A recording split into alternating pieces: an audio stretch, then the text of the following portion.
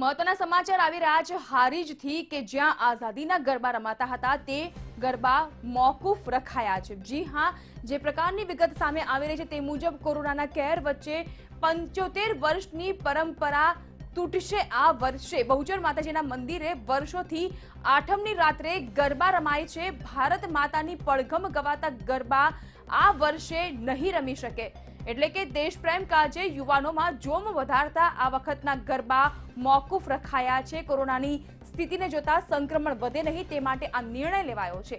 હારીજમાં આઝાદીના ગરબા રમાતા હોય છે દર વર્ષે નવરાત્રીની આઠમની રાતે, પરંતુ આ વખતે કોરોનાની મહામારીને ધ્યાનમાં રાખતા ગરબા મોકૂફ રખાયા છે। બહુચર માતાજીના મંદિરે ગરબા રમાતા હોય છે। અનોખી વર્ષો જૂની આ પરંપરા જે આ વખતે તૂટશે।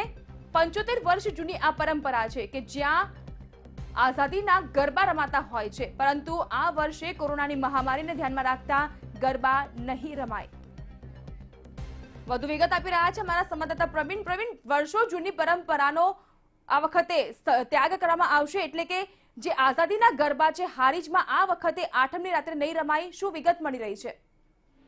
ચોક્કસ જો જણાવીએ તો કોરોના મહામારીને લઈને પાટણ જિલ્લાના હારીજની અંદર વર્ષો જૂની પરંપરા એટલે કે 75 વર્ષથી આ પરંપરા ચાલી આવી છે ને અહીંયા આઝાદીના ગરબા ગવાય છે અને જેની અંદર આઝાદીમાં પાકિસ્તાન ભાગે એવા ગરબા ગાવામાં આવે છે।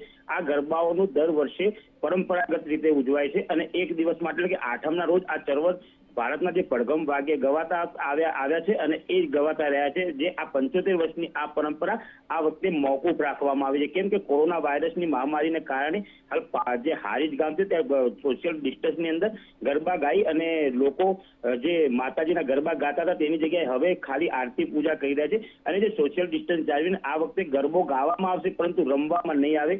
જે પરંપરા હતી તે પરંપરા આ વખતે 75 વર્ષ બાદ તૂટશે। જી આભાર પ્રવીણ તમામ વિગત માટે।